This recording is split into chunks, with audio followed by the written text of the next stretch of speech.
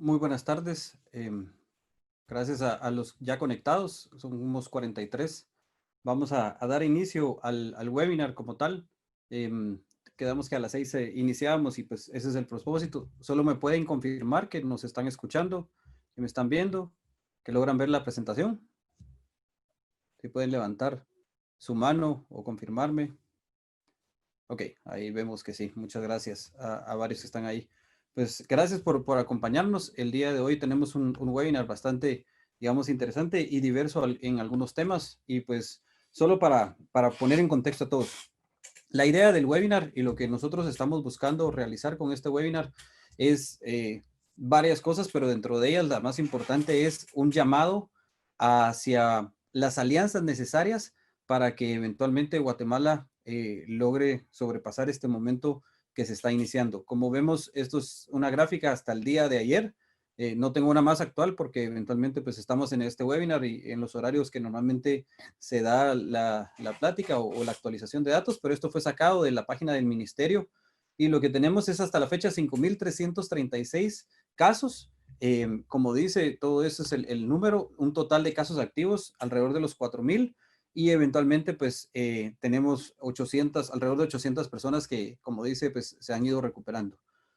En Guatemala, y si lo podemos nosotros ir viendo, estas son algunas gráficas que con los datos de Johns Hopkins y Python, pues he estado generando para poder ir viendo más o menos cómo nos vamos desarrollando y si nosotros logramos comparar algunas gráficas, eventualmente asumiendo que todos están haciendo la labor de enviar toda la información correcta hacia lo que son el Johns Hopkins y todas las entidades, digamos, respectivas que están recopilando datos, vemos que todavía Guatemala está ascendiendo. Hace unas semanas hubo un webinar de algunas personas con perfil matemático aquí y comentaban que no estamos cerca aún del pico, que todavía hace falta. Entonces quiere decir que debemos de terminar de alistarnos para esta época que se viene. Senacid ha hecho un llamado para que eventualmente todas las iniciativas de sistemas de ventilación, que ese es el webinar que tenemos hoy, pues se puedan presentar. Fue la idea de todo esto? Con el grupo que estamos trabajando y teniendo de aliado a Senacid, lo que queremos puntualmente es poder presentar información, ya sea al ministerio como tal o eventualmente a través de vicepresidencia del ministerio, de qué iniciativas existen y que muchas de estas iniciativas aún carecen de un protocolo para validación, para certificación. No se tiene muy claro la entidad. Muchos lo que nos comentan es que es el ministerio el que tiene que determinarla, es el ministerio el que tiene que ser la entidad que al final del día defina este protocolo, defina el lugar donde eventualmente todas estas iniciativas se pueden acercar y ser validadas para ser consideradas. Entonces, aquí en este Forms le pueden tomar una foto, eventualmente después nos pueden pedir la información para que ustedes llenen. Tenemos alrededor de varias iniciativas existentes que sabemos que existen en el país, solo tenemos 11 inscritas. Y el webinar, ¿cómo se va a desarrollar el día de hoy? Pues tenemos alguien que nos va a hablar sobre todo un perfil biomédico y contándonos las necesidades de todo lo que son las regulaciones y cómo esto es importante para un proyecto de esta índole. Después tenemos a otra persona que nos va a hablar sobre el tema legal. Yo brevemente los voy a estar presentando cuando ya sea su momento en el panel. Un punto de vista médico y la necesidad de todas estas pruebas, protocolos, bajo la situación en la que estamos. Y por último, vamos a cerrar con un tema de ingeniería y la necesidad de también contar con los equipos, sensores y todo lo correcto y adecuado para el proceso. Así que, sin más, pues eventualmente a la primera persona que tenemos es a la magíster Andrea Lara, ingeniera en electrónica de Universidad Galileo y con una maestría en ingeniería biomédica de la Universidad de Lübeck en Alemania. Actualmente es estudiante de doctorado de ingeniería biomédica de la Universidad Tecnológica de Graz en Austria y es la directora de la maestría de ingeniería biomédica en la Universidad Galileo. Así que, Andrea, sin más preámbulo, le cedo ya el control del webinar para que usted pueda pues, hacer la interacción. Gracias. Bueno, solo ¿sí se ve la pantalla? Exacto, ya la estamos viendo ahí. Bueno, buenas tardes a todos. Primero, pues les agradezco porque estén hoy aquí con nosotros. Por mi parte, yo les voy a estar hablando un poquito de cuáles son las normas para equipos biomédicos. Un poquito de mi experiencia en el área, pues actualmente dirijo la maestría en Ingeniería Biomédica de Universidad Galileo. Además de eso, pues pertenezco al Instituto de Healthcare Engineering de la Universidad Tecnológica de Graz y he trabajado en proyectos de investigación siempre en tecnología médica.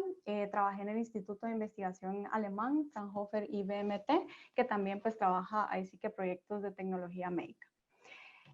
Lo que les voy a presentar entonces ahorita es más o menos cuáles son las regulaciones existentes con respecto a equipos biomédicos. Vamos a hablar de las regulaciones internacionales que existen, cuáles son algunos de los estándares referentes a equipo médico, específicamente pues de ventilación, cómo estas regulaciones cambian en estados de emergencia, como el que estamos viviendo ahorita, y vamos a ver por último algunos de los equipos que han sido aprobados bajo estas regulaciones de estado de emergencia. Entonces, para comenzar, pues les voy a hablar de dos de las grandes regulaciones a nivel mundial, que sería la 21 CFR y la MDR. La 21 CFR es la regulación de Estados Unidos referente a equipo médico. Esta define pues todos los requerimientos y estándares que los equipos médicos tienen que cumplir si quieren ser producidos y vendidos en el mercado estadounidense. Esta pues fue emitida por la FDA y es ella quien regula todos estos dispositivos. Por otra parte, tenemos la MDR, que es la nueva regulación de dispositivos médicos y nuevamente su objetivo pues, es regular todos aquellos dispositivos que vayan a ser vendidos en el mercado europeo. El objetivo de estas regulaciones es simplemente asegurarse que estos equipos pues, cumplan no solo con las funciones que dicen que tienen que cumplir, sino que también pues, cumplan con ciertos requerimientos que aseguren que no vayan a representar algún tipo de riesgo pues, a los pacientes o a los usuarios, que en este caso pues, es el personal de salud. ¿Qué requerimientos y qué estándares tienen que cumplir? Pues eso se basa de acuerdo a una clasificación de riesgos. Si seguimos, por ejemplo, el modelo de la FDA, este está definido de la siguiente manera. Tenemos primero un dispositivo médico. Este va a ser definido de acuerdo a su intención de uso. Su intención de uso pues, se refiere para qué está diseñado, qué es lo que va a hacer, ya sea diagnóstico, ya sea tratamiento, y para qué población en específico pues, va a estar trabajando. En base a esa intención de uso, pues se define el riesgo. Ese riesgo, entonces, lo va a clasificar en una de estas tres categorías, ya sea clase 1, que es de menor riesgo, y clase 3, de mayor riesgo. De acuerdo a la clase en el que esté el dispositivo, entonces ya se definen cuáles son los requerimientos mínimos, cuáles son los estándares y cuáles son todos los protocolos de validación que tiene que seguir el dispositivo. Importante es resaltar que al final el objetivo de todo esto pues es salvaguardar la salud del paciente y el usuario. Nuevamente, ¿quién es el usuario? Pues el personal de salud. Entonces, el único objetivo de todas estas regulaciones pues es eso, asegurarse que no van a representar ningún riesgo. Cuando hablamos, por ejemplo, de quienes producen estos dispositivos, que al final son los fabricantes, pues estos fabricantes tienen que cumplir con ciertos estándares. Estos estándares se cumplen de forma definitiva y estos pues son estándares referentes a sistemas de gestión de calidad y sistemas de gestión de riesgos. Entonces, cualquier fabricante que quiera pues llevar su dispositivo médico al mercado tiene que mostrar completo cumplimiento con estos dos estándares. Una vez tienen cumplimiento total de estos estándares, entonces ya se definen pues estándares específicos del dispositivo. Por ejemplo, si el dispositivo utiliza energía eléctrica, entonces hay un estándar específico para dispositivos médicos que se refiere a seguridad eléctrica. Entonces, cómo este dispositivo, por ejemplo, no puede representar un riesgo de algún tipo de cortocircuito o alguna corriente fuga que pueda llegar a dañar al paciente o al mismo operario. Luego están, por ejemplo, los estándares de estudio de usabilidad y luego ya los específicos del dispositivo. Como les decía, en este caso estamos hablando de equipos de ventilación, entonces están los estándares pues, específicos de equipos de ventilación. Aquí les muestro un resumen de algunos de los estándares, entonces si se dan cuenta, pues los del inicio son con respecto a los fabricantes, luego como es un equipo que utiliza energía eléctrica, pues tenemos por ejemplo estos, y los últimos dos que aparecen acá son los específicos de equipo de ventilación. Ahora, esto es un resumen. Realmente la FDA va a exigir un poco más de estándares, es este listado. Este listado que les muestro acá es una captura de pantalla del listado oficial de la FDA, sin embargo no está completo, aquí hacen falta otros estándares. Y nuevamente, el objetivo de la FDA es asegurarse que estos dispositivos pues cumplan y no puedan representar un riesgo al paciente. Ahora, ¿qué es lo que sucede? En situaciones como la que estamos pues, actualmente, existe escasez de estos equipos. Entonces, lo que se produce es que la FDA o las agencias regulatorias van a definir un estado de emergencia. Ese estado de emergencia lo que va a hacer es que va a emitir documentos de autorización de uso en caso de emergencia. Y lo que buscan es relajar algunos requerimientos. Entonces, ¿a qué se refiere? Ya no vamos a exigir que se cumplan todo este listado de requerimientos o de estándares que tienen que cumplir, sino que solo se van a cumplir algunos. Pero bien importante, se siguen cumpliendo algunos. O sea, solo relajan ciertos requerimientos, pero no son todos. Entonces, nuevamente, lo que hace, ya sea la agencia regulatoria, en este caso la FDA o la de Reino Unido, entre otras, pues sacan este documento de autorización. Lo que hace es, bueno, se definen ciertos requerimientos mínimos que el dispositivo tiene que cumplir. Y ahora, ¿cómo obtienen esos requerimientos mínimos? Pues los hace en base a un consenso realizado. Ahora, ¿cómo es este consenso? Pues involucran a profesionales de salud, involucran a asociaciones de profesionales de salud, a la academia, a fabricantes de dispositivos, a agencias regulatorias. La idea es que en conjunto se definan todos esos requerimientos y todas esas funciones que los dispositivos tienen que cumplir. Y en base a eso, pues entonces ya se van liberando documentos guías. Entonces, en este caso, aquí les presento 3 documentos guías. Los primeros 2 son guías de la asociación AAMI. Estos pues los tiene libres la FDA, por así decirlo, los tiene en su página web. Y lo que muestran pues son guías de diseño de cuáles son los requerimientos mínimos que tienen que cumplir, por ejemplo, los sistemas que utilizan resucitadores mecanizados, por ejemplo, este es el primero, o para ventiladores de uso de emergencia. Entonces, todos estos requerimientos obviamente están definidos en base a estándares, pero más de eso fueron definidos en conjunto con ese consenso. Por ejemplo, este otro que aparece acá es de la agencia de Reino Unido y nuevamente define cuáles son los requerimientos mínimos que tienen que cumplir. No, aparte de eso, pues no solo pues sacan estos requerimientos, sino que también sacan documentos para que se haga la validación y se verifique si en efecto se están cumpliendo esos requerimientos. Entonces, por ejemplo, estos de la AAMI, de igual manera, sacaron los documentos para hacer las pruebas. Nuevamente, lo que se busca es que cumpla con ciertas funciones mínimas, pero al mismo tiempo se cumplan ciertos requerimientos que aseguren que este dispositivo no va a ser un riesgo para el paciente. De forma general, se puede decir entonces que este estado de emergencia lo que busca pues, es acelerar el proceso de aprobación de dispositivos, relajando algunos requerimientos, pero el objetivo es que se tenga acceso a equipos de ventilación seguros. Y algo muy importante a mencionar es que estos equipos solamente pueden ser utilizados en este periodo de emergencia. Eso quiere decir, una vez este periodo termina, entonces estos dispositivos ya no pueden continuar en el mercado. ¿Por qué? Porque no cumplen con todos esos requerimientos que ya están establecidos. Les voy a presentar algunos ejemplos. Estos son, por ejemplo, un ventilador de emergencia. Este lo realizó la NASA. Nuevamente, la NASA no es una institución donde se desarrolle equipo médico. Sin embargo, pues lo que hicieron ellos fue desarrollar esta tecnología en base a requerimientos de las guías que les mencioné anteriormente. Importante resaltar que en la intención de uso que ellos definen de este equipo de ventilación, primero está de que no puede ser utilizado en pacientes en estado crítico. Aparte de eso, dice que tiene que ser utilizado solamente en caso de emergencia y, por ejemplo, también mencionan cuánto tiempo puede ser utilizado.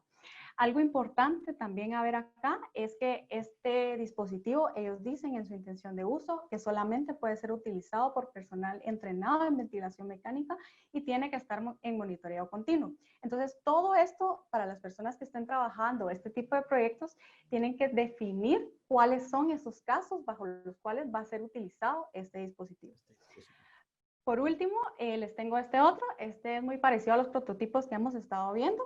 Este igual sigue los requerimientos de acuerdo a esos documentos guía.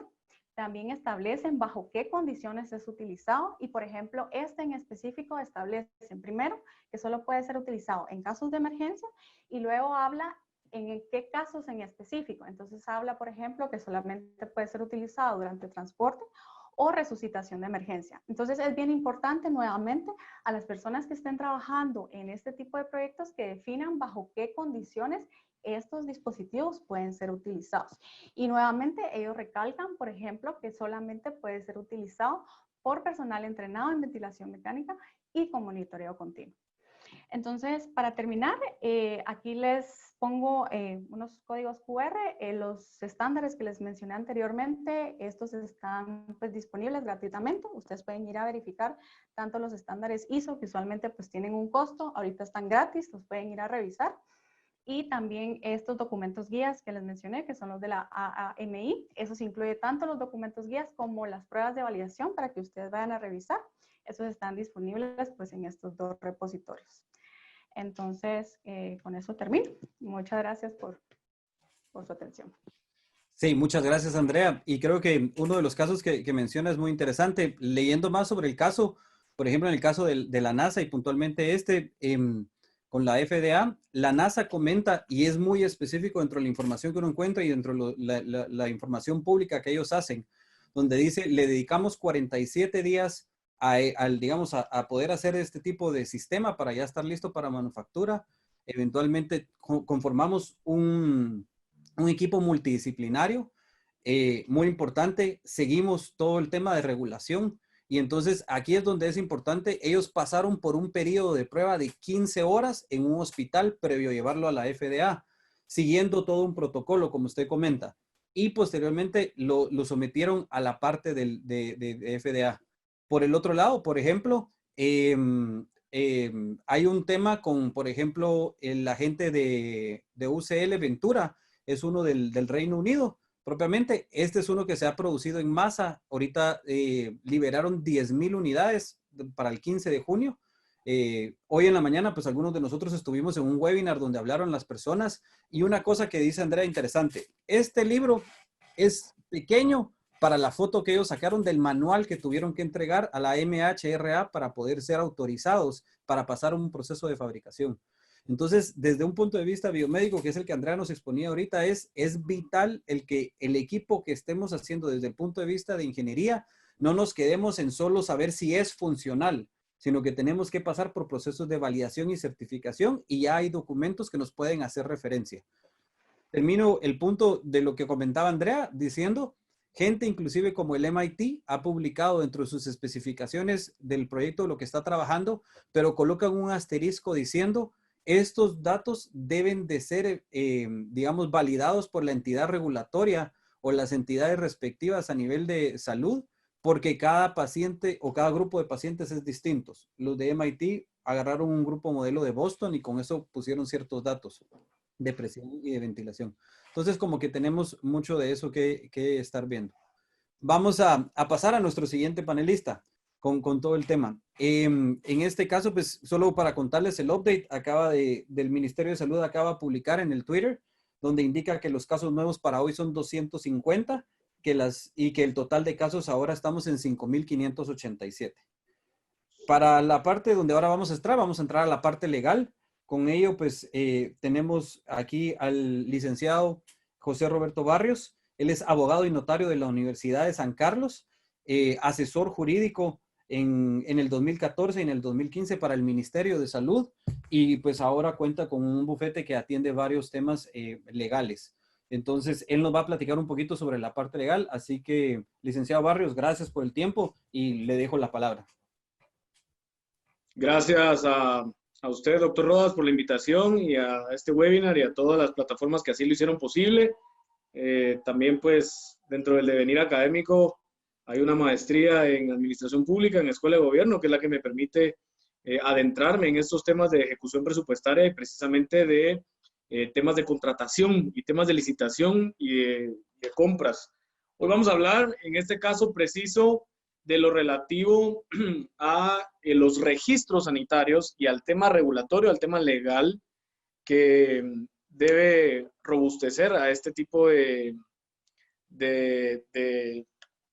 compras y contrataciones. Y tengo dos grandes retos. El primero es cumplir con el reto que me brindan y el segundo es hacer esto lo más dinámico posible, porque la parte legal suele a veces ser un poco gris, vamos a llamarlo así.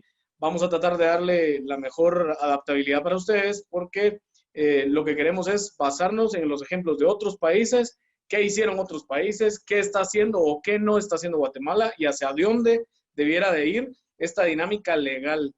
dinámica legal. Son dos palabras que no precisamente son mancuerna, ¿verdad? El tema jurídico va más del lado burocrático, el tema de dictámenes, el tema de aprobaciones, el tema de registros. No estamos en un momento para que la administración pública sea estática. Se necesita que la administración pública sea dinámica, sea adaptable y pueda ir un paso adelante de la situación. Vamos analizando lo primero que hicieron otros países. Vamos a tomar como ejemplo 3 países, España, Reino Unido y Estados Unidos, ¿verdad? No fueron los primeros países que sufrieron de esta pandemia, pero sí los primeros en abrir su información.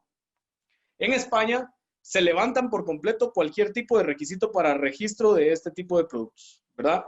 Debido a la crisis, Oxygen es una de las empresas pilares en relación al mercado de ventiladores y ellos lograron desarrollar incluso equipo médico de ventilación a nivel industrial y también a nivel personal.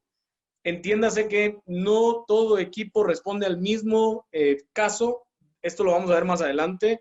No toda persona requiere la misma ventilación. Esto es pareciera un tema extratema al mío, pero sí va de la mano, ¿verdad? Y esto lo hizo la Agencia Sanitaria Española, ¿verdad? Dieron ciertas líneas, dieron ciertas guías acoplados a lo que la OMS acababa de establecer y la AEMPS, la Agencia Sanitaria Española, eso es lo que dice, levanta los requisitos. Recordemos muy bien que España, Italia, Reino Unido y Alemania en su momento fueron los que sufrieron el mayor proclive de la enfermedad, ¿verdad? Esto debido a ciertos eventos sociales, deportivos, culturales que se siguieron llevando a cabo y que no se respetaron en su debido momento, no tuvieron la reserva suficiente para afrontar esta situación. En Reino Unido, por el contrario, guías para todo, registros para todo, registros específicos, lograron así cuadrificar y decir, esto es lo que hay que hacer, dejan las reglas muy claras. Llega un momento donde la emergencia los desborda, los sobrepasa y por tanto tienen que entrar a abrir, ¿verdad? Y hacer exenciones. Tuvieron que llegar a exenciones suficientes para que de todos modos había que cumplir con ciertos requisitos para que se nos diera esa exención de registro y tuvieron un registro de la gente que no, de las empresas, mejor dicho, que no habían registrado. Entonces tenemos un listado de empresas que sí habían cumplido con los registros y otro de aquellas que estaban exentas de registro. Con ello se ve que tanto los equipos no solo de ventilación, sino de gasificación y humificación, también entraron a esta misma línea. Eso fue en el Reino Unido, ¿verdad? Esto en base a lo que la MHRA fue adaptándose y fue acoplándose a la emergencia, que eso es lo que necesitamos, que el sistema de administración pública y de la burocracia tenga mayor adaptabilidad y fluidez conforme a la emergencia. Ir un paso adelante, no ir reaccionando 2, 3 pasos después conforme a lo que está sucediendo, sino acorde a la emergencia. La FDA, en relación precisa a Estados Unidos, sí estableció requisitos, registros, guías, con demasiada comunicación. Hoy, más de 50 tipos de ventilador registrados en Estados Unidos y a disposición del mercado, con empresa de origen, lugar de fabricación y con todas las reglas claras, ¿verdad? Recordemos que Estados Unidos empieza, voy a entrecomillar, tarde el virus, ¿verdad? En relación a Europa, en relación a Asia, pero hoy es 1/3 de los afectados, de los infectados también, perdón, están en ese país y 1/3 de los fallecidos a nivel mundial están en ese país. Tuvieron el tiempo suficiente para poner las reglas claras y hoy cuentan con el mayor registro de tema de ventilación a nivel mundial.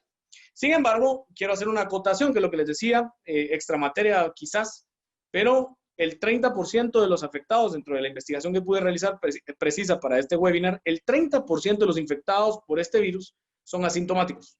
55% síntomas leves o moderados. 10% son casos graves que merecen hospitalización y solo un 5% merece intubación debido a insuficiencia respiratoria. Por lo tanto, el tema de la ventilación, aunque es importante, ya con la evolución del tratamiento del virus, que lo hablábamos en una sala de espera junto con los panelistas, es precisamente que los tratamientos a esta enfermedad han ido variando. Y de la misma manera en la que fueron variando los tratamientos, los equipos, los registros, también han ido cambiando la forma en la que estos deben de llevarse a cabo. Por lo tanto, dice, no todo enfermo de este virus requiere de ventilación, pero lamentablemente así se vendió la idea al principio. Y ese era el factor asociativo primo, era que en su momento, si yo llegaba a contener esta enfermedad, iba a necesitar de ventilación, y eso generó una dependencia ahora psicológica, que si vemos una noticia que, por ejemplo, la Universidad de San Carlos le dona al Hospital Roosevelt 45 equipos, creemos que es absolutamente insuficiente, y que en Guatemala solamente existan 100 equipos de respiración, eso nos hace poner en alerta. Claro que es una alerta, pero si vemos que solo el 5% lo requieren, aunque hay que hacer un mayor esfuerzo, hay que enfocarse en el tratamiento de la enfermedad. Sin embargo, el webinar específicamente es para el equipo de ventilación y hemos de hacer énfasis en ello. En Guatemala, y aquí viene la parte ya legal, luego del preámbulo, ¿verdad? La parte legal, que les prometo son 4 artículos nada más. No, yo entiendo que esa parte nos gusta casi solo a los abogados. Pero el decreto gubernativo del presidente de la República en Consejo de Ministros 5-2020, 21 de marzo de este año, cuando todos nos ponemos en alerta, ya hay un caso en Guatemala, el decreto establece lo siguiente. En su artículo 6 nos dice: adquisición de bienes, servicios y contrataciones. En virtud de ser uno de los casos de excepción establecidos en ley, casos de excepción, subrayemos ahí, se autoriza la compra de bienes y suministros, así como la contratación de servicios que se encuentran estrictamente no relacionados con el cumplimiento del objeto del presente decreto, sin sujetarse a requerimientos establecidos en el decreto 5792 del Congreso de la República, Ley de Contrataciones del Estado y su reglamento, lo cual se realizará bajo la estricta responsabilidad de las autoridades superiores de las dependencias del Estado y observando parámetros de transparencia y publicidad de las acciones referidas. Otra vez, bajo la estricta responsabilidad de las autoridades superiores. Ahora entendemos el nivel de ejecución presupuestaria, porque esto va a ser responsabilidad directa de las autoridades superiores. ¿Qué hace una autoridad superior? ¿Qué haría usted que me está escuchando si fuera una autoridad superior? Hacer a un lado la ley de contrataciones del Estado es lo que claramente le está especificando. Estamos en un caso de excepción por la ley de la materia que nos tiene en un estado de calamidad, legalmente así decretado. Por lo tanto, analicemos la ley de contrataciones del Estado. Me quedan 3 artículos, me quedan 7, 8 minutos. Nos dice artículo 44, ¿sí? Casos de excepción, solo una literal. Nos dice: se establecen los siguientes casos de excepción. A. No será obligatoria la licitación ni la cotización en las contrataciones en dependencias y entidades públicas, conforme el procedimiento que se establezca en el reglamento de esta ley, la adquisición de bienes, suministros, obras y servicios indispensables para solucionar situaciones derivadas de los estados de excepción declarados conforme a la Ley de Orden Público, que hayan ocasionado la suspensión de servicios públicos o que sea inminente tal suspensión. Por lo tanto, este es un estado de excepción conforme a la ley de la materia, entiéndase la Ley de Contrataciones del Estado, pero vamos a ver cuáles eran los requisitos entonces. Dentro de los requisitos para los eventos de cotización y licitación, requisitos de las bases de licitación son 17, yo les voy a leer uno, y nos dice: indicación de los requisitos que se consideren fundamentales. Dentro de esta literal, para los abogados que hemos trabajado procesos de licitación, entendemos que ahí viene todo el tema registral, ¿verdad? Nos van a pedir inscripción sanitaria, registro sanitario, validación, renovación de la renovación. O sea, ahí ese es el momento en el que requieren todo el tema registral y muchas veces lo requieren con cierta periodicidad o con cierta anterioridad, pero ese no es el tema para este webinar. Nos establece así también que dentro de esos requisitos se entiende que están suspendidos. Logré tener comunicación con gente del DAM, ¿verdad? De adquisiciones ahí dentro del Ministerio de Salud Pública y Asistencia Social. Logré tener comunicación con gente del jurídico, así también con la Dirección General de Regulación, Vigilancia y Control de la Salud, que ese segundo apellido es más largo. Sí, el punto es que no hay requisición de registros para este tipo de productos. En este momento no hay requisición. Pero no podemos, y este es el cuarto y último, no podemos hacer a un lado el artículo 76 de la misma ley, que nos establece requisito de precalificación. Para que toda persona pueda participar en cotizaciones o licitaciones públicas, deberá estar inscrita en el registro de precalificados correspondientes. La misma obligación tienen quienes estuvieran comprendidos en los casos de excepción contemplados en esta ley. Por tanto, aunque estemos dentro de un caso de excepción y aunque estemos dentro de un estado de calamidad debidamente decretado a través de la Ley del Orden Público por el presidente de la República en Consejo de Ministros, ¿sí? Refrendado por el Congreso de la República de Guatemala, esto fue a través de los decretos 5, 6, 7, 8 y 9-2020 del presidente, así como por el 8, 9, 21 y 22 del Congreso de la República de Guatemala, no significa que no tengan las empresas que estar dentro del registro de precalificados. Por lo tanto, me despido ya con unas sugerencias finales.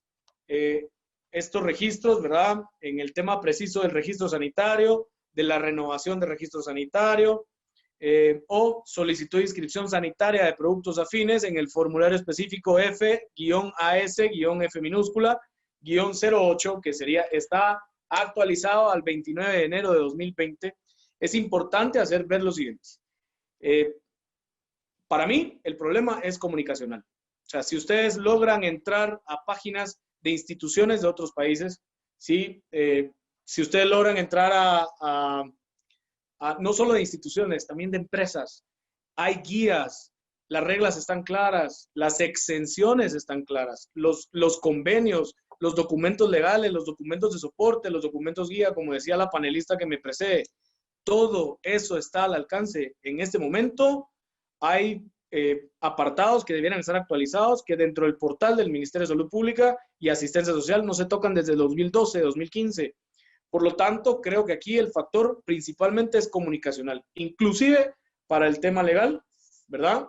Yo haría unas sugerencias finales, si me lo permite, doctor Rodas, es al final tener para todas estas empresas que han sido oferentes y que han visto involucradas en tema de contratación y proveeduría del Estado, al día sus obligaciones fiscales y societarias, ¿verdad? Para poder seguir participando dentro de.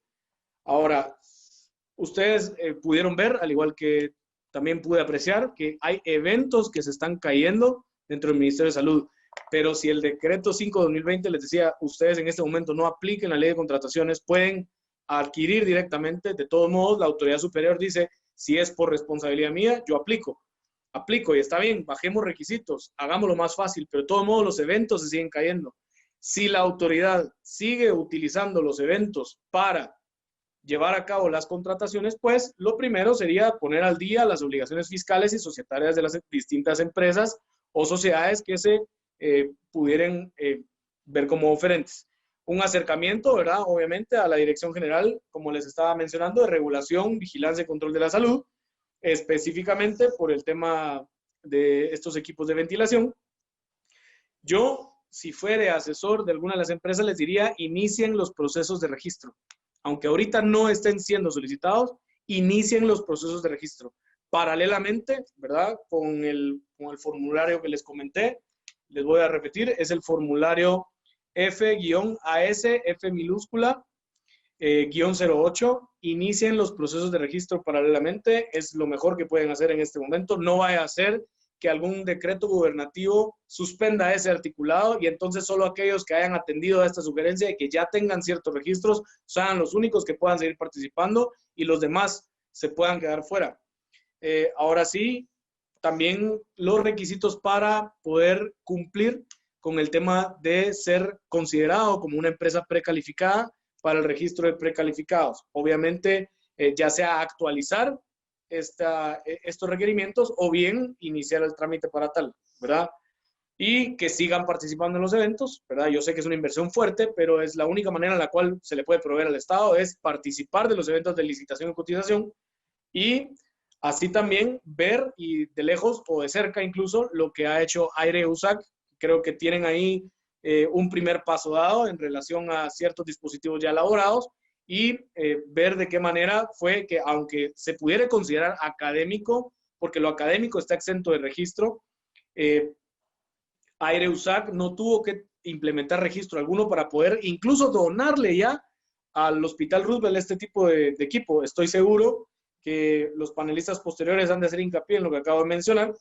Y así también, si me lo permite, doctor Rodas, un minuto más, hacerle recomendaciones al Ministerio de Salud Pública y Asistencia Social. Es comunicación, comunicación, comunicación para con los usuarios, porque en este momento, si contrajéramos la enfermedad en casa, no sabemos dónde adquirir un equipo de ventilación, ¿verdad? Ni aunque tuviéramos una sintomatología leve, no sabemos dónde, no sabemos con quién, cuál es mejor, cuál sí está autorizado, cuál sí está dentro de las opciones lícitas de mercado, no sabemos. Mucho menos los proveedores. Proveedores deben tener las reglas claras, deben tener guías mínimas, debe existir ya un acuerdo ministerial que pudiera brindar las condiciones establecidas para este tipo, y no solo para este producto, para todos los productos que paralelamente han de servir para el tratamiento de esta enfermedad. El mismo Consejo de Salud no solo es de reunirse y tomar estrategias de cómo manejar lo periférico, sino también ciertos detalles, que es el tema de la ventilación. Obviamente, el tema de la transparencia, ¿verdad? Eso sería grato para el tema registral. Hablo transparencia en cuanto al tema registral y regulatorio, pero también esto les permitiría tener una mayor ejecución presupuestaria, que obviamente les permite una mejor percepción de la ciudadanía, y ya como un consejo íntimo es fortalecer el DAM.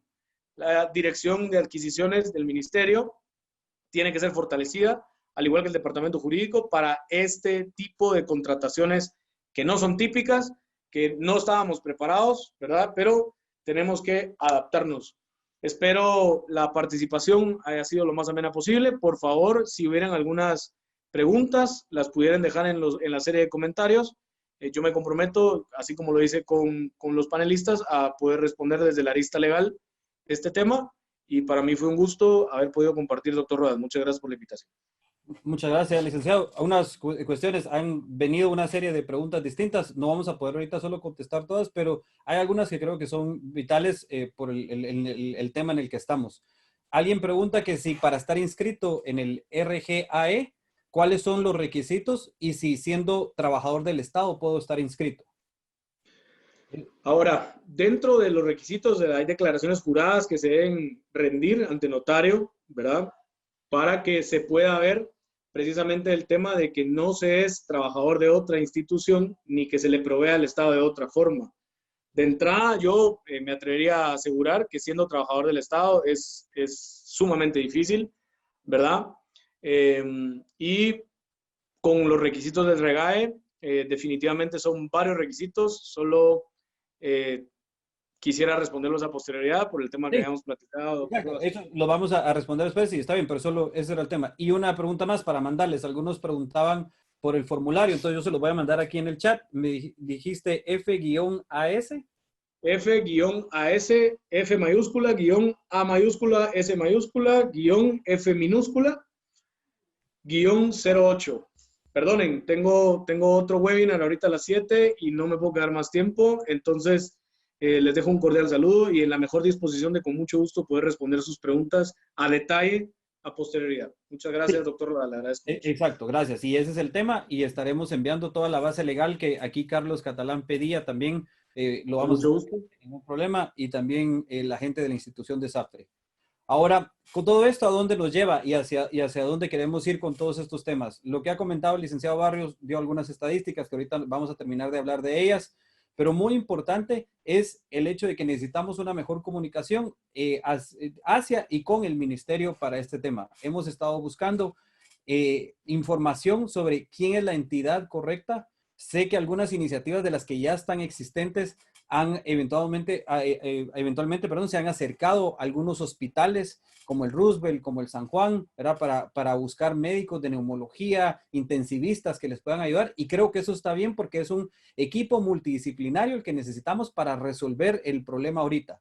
Pero también necesitamos aristas del lado, digamos, legal, del lado de ingeniería, para que nosotros podamos ir resolviendo, y con eso es con lo que continuamos ahorita con el resto del webinar. Queremos seguir comentando sobre qué piensa, digamos, las personas que, digamos, en distintos ámbitos para conformar este grupo necesitamos. Y muy importante, algo que mencionó el licenciado Barrios y que eventualmente también ya lo habíamos platicado con el resto de los panelistas, tener un poco más claro qué es lo que se requiere.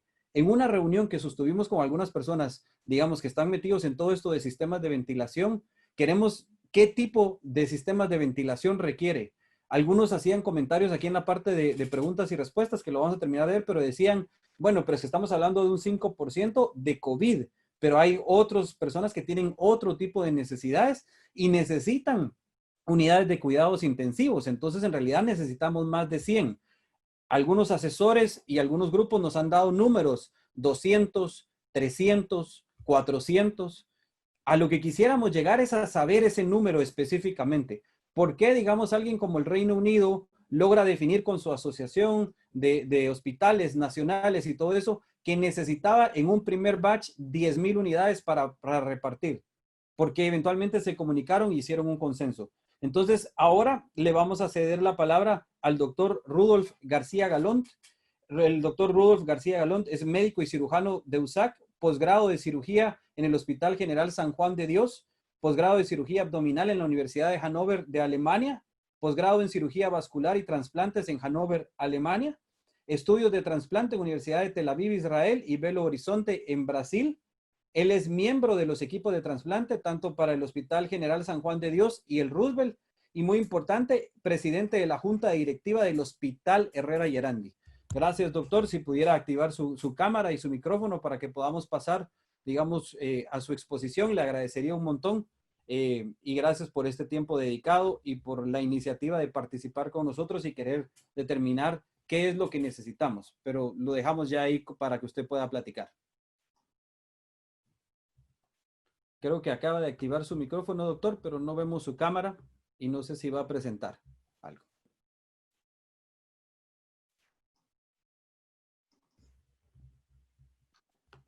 No sé si me escuchan. Sí, sí, le escuchamos, doctor. Ok, vamos a ver. Dice que no puedo comenzar el video porque el host lo paró. Ok, listo. Ahí está. Listo, gracias. Bien, para empezar, muchísimas gracias por la invitación a participar en este verdaderamente encuentro multidisciplinario.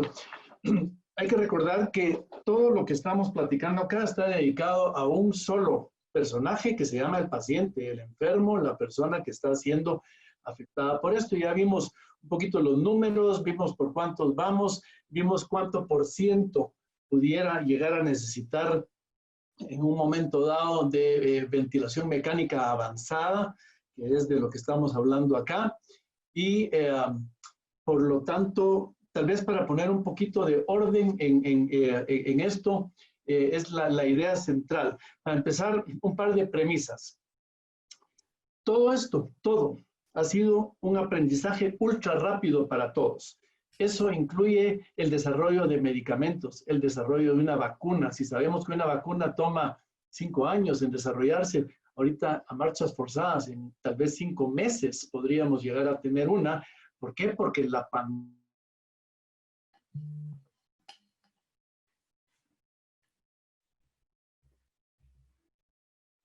Yo creo que tuvimos un problema con su imagen y su audio, doctor. ¿Me pueden confirmar los aquí presentes si también tuvieron algún problema?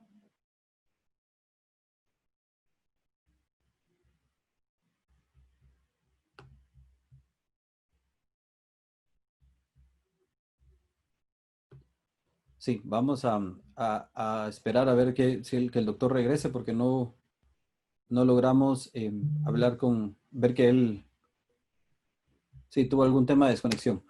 Pero sí, como dice el doctor, nos toca de manera multidisciplinaria comenzar a resolver y tener claro un poco el tema hacia dónde vamos.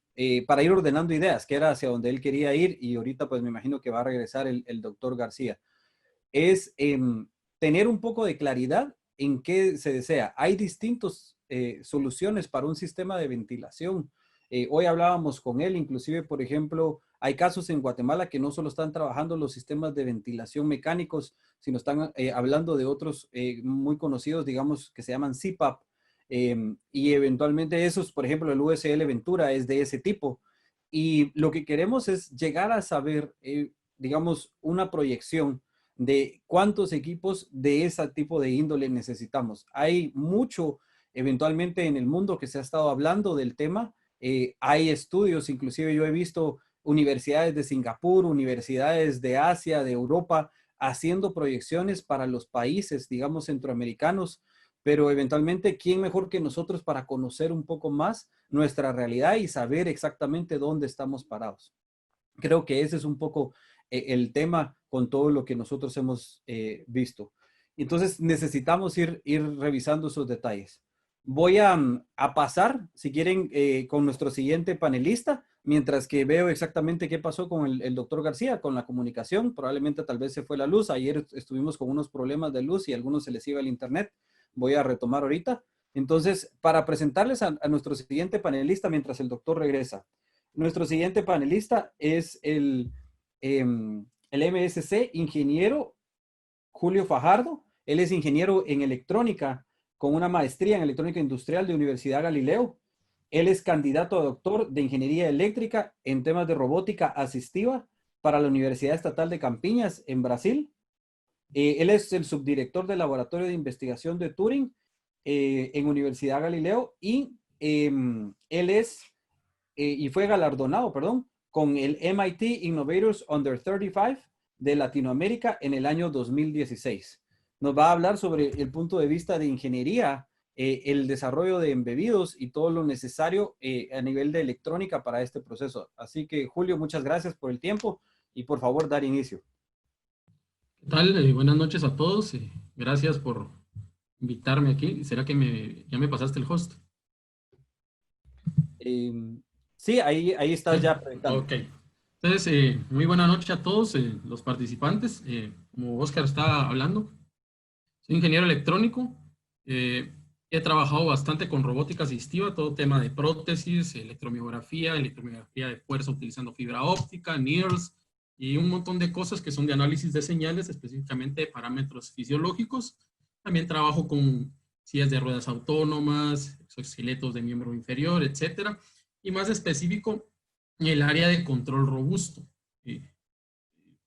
No solo las señales que estamos adquiriendo a través de los sensores, sino también las señales de entrada del sistema de control pueden ser perturbados por algún tipo de ruido en particular. Entonces, aparte de lo que yo estudio y de lo que se trata, lo que yo hago en mi investigación. Bueno, entonces yo creo que como país es más que evidente que necesitamos incentivar la investigación y el desarrollo tecnológico en el país. Qué mejor situación que por lo que estamos viviendo. Es una oportunidad para que todos los ingenieros, investigadores, desarrollemos tecnologías para resolver los problemas, no solo del mundo, sino para Guatemala, como dijo Oscar. Nosotros somos los que mejor conocemos el problema que estamos teniendo en este momento. Y para que el país también se desarrolle en esta área, tenemos casos de éxito en varias universidades del país, personas que trabajamos en tecnología, que creamos cosas. Sin embargo, el proceso aún ha sido bastante lento. Entonces, yo coincido de que bueno que hay bastantes iniciativas, estudiantes de varias universidades. Sin embargo, es importante remarcar que debe de ser de una manera responsable, ¿sí? Porque estamos tratando con la vida de los pacientes. Entonces, no es lo mismo hacer un prototipo para algún curso de universidad, ya sea de pregrado o posgrado, ¿sí?, que un dispositivo que va a estar siendo utilizado continuamente en una persona y que su vida está dependiendo de ella. Entonces, yo creo que es bastante importante dar ese paso de una forma adecuada, ¿sí? No precipitarnos y tomar todas las consideraciones necesarias, tanto como regulatorias y bastantes normas en el proceso de fabricación de dispositivos electrónicos. Entonces acá, solo para traer contexto, puse el Sistema Generalizado de Instrumentación Biomédica. También imparto clases de este tipo de dispositivos en la universidad. Entonces, aquí lo que normalmente se tiene es que tenemos un mensurando. Estamos midiendo un parámetro fisiológico de algún paciente en particular. Entonces estamos utilizando un transductor que va a convertir un tipo de señal fisiológica a una señal eléctrica. Entonces aquí viene toda esa parte del sistema embebido. Necesitamos un sistema electrónico capaz de poder adquirir ese tipo de señales que fueron transducidas de un tipo de energía hacia otro ¿sí? Y poder procesar toda esa señal. Primero acondicionar ese tipo de señales, luego procesarlos. Entonces ahí viene todo aquel problema que tenemos de la calidad y la precisión de los sensores que tenemos que utilizar, ¿sí? Y ese es un tema delicado porque ya vamos sobre la marcha, ¿sí? Entonces, el poder adquirir sensores con un propósito específico para este tipo de dispositivos con una precisión alta y sean de calidad suficiente para poder ser utilizados por tiempos prolongados es bastante complicado. No los vamos a conseguir en cualquier lugar, en cualquier tienda electrónica aquí en la ciudad. Entonces es necesario mandarlos a traer, entonces también atrasa el proceso. Y necesitamos también aquella parte de poder fabricar placas de circuito impreso, etcétera, y que tampoco tenemos disponible en Guatemala muchas cosas para poder hacer ese tipo de cosas. Esta está la otra situación, y con los ventiladores en particular nosotros estamos interactuando con el paciente, no solo estamos midiendo parámetros fisiológicos, sino que estamos también influenciando en el paciente. Estamos mandando una masa de aire, un volumen de aire hacia el paciente y nosotros podemos dañar también los pulmones o los alvéolos de estas personas. Entonces, como dijo el doctor, aquí el actor principal es el paciente y dependiendo de la situación de él también hay muchas cosas que se deben de tomar en cuenta. Entonces, básicamente, los sistemas de instrumentación biomédica son un sistema embebido en el que nosotros vamos a adquirir señales fisiológicas del paciente y vamos a interactuar con él a través de señales de control, que estamos cerrando un lazo de control para poder, no solamente en la parte electrónica, sino también con el paciente, porque dependiendo de las condiciones de él, nosotros deberíamos de controlar el flujo de aire, el volumen de aire que se le debería mandar, la presión, etcétera. Y para todo esto necesitamos sensores que sean de alta precisión. Además, también está el tema de la interacción con el usuario, ya no es del tema del paciente, sino también tenemos que pensar cómo va a interactuar el intensivista con este tipo de dispositivo. Entonces ahí viene toda esa parte de interfaz de usuario. Tiene que ser amigable para todos los médicos. Los ingenieros pecamos mucho por el background técnico que tenemos de hacer las cosas. Pareciera que es sencillo de interactuar con cierto tipo de dispositivos, pero también hay que pensar en cómo el intensivista va a poder operar ese tipo de dispositivos y va a ser fácil de operar para ellos y tenemos un método fácil para que ellos aprendan a utilizar el dispositivo que se está desarrollando. Entonces ahí tenemos varias cosas desde el punto de vista de hardware y del punto de vista también de software y además la interacción entre el médico intensivista y el equipo como tal.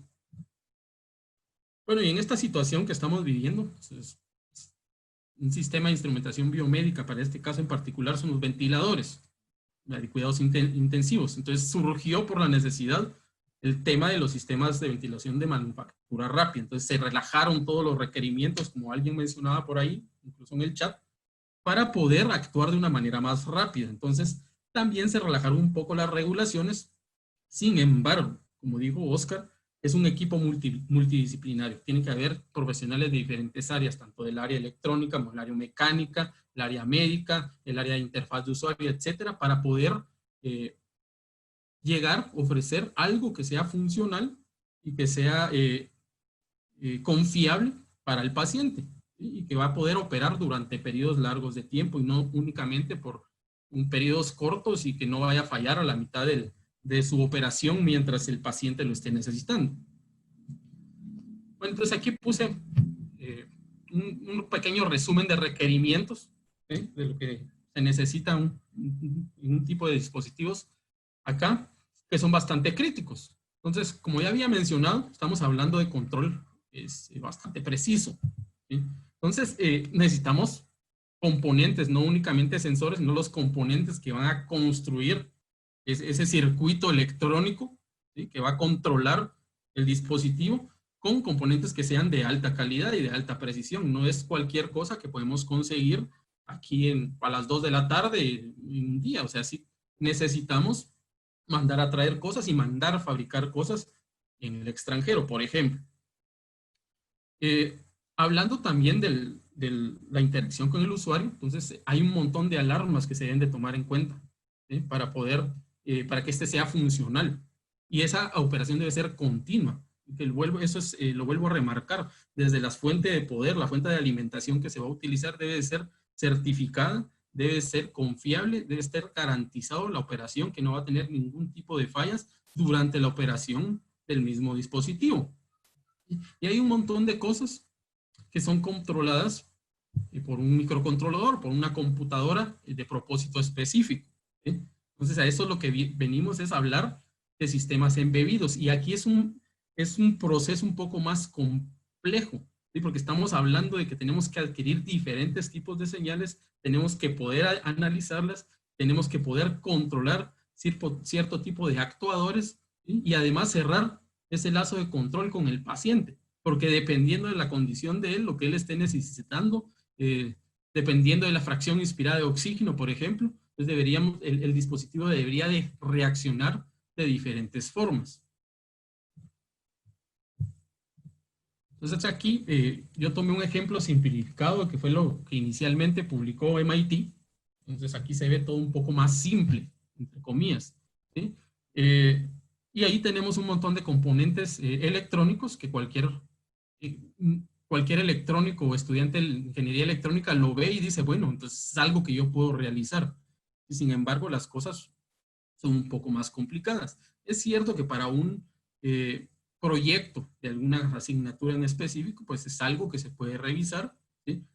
Aquí tienen ejemplo una fuente de computadora un poco vieja. Entonces es algo que no podemos permitirnos colocar en un dispositivo como estos. Entonces tienen que ser todo bastante delicado y de buena calidad. Además, por acá tenemos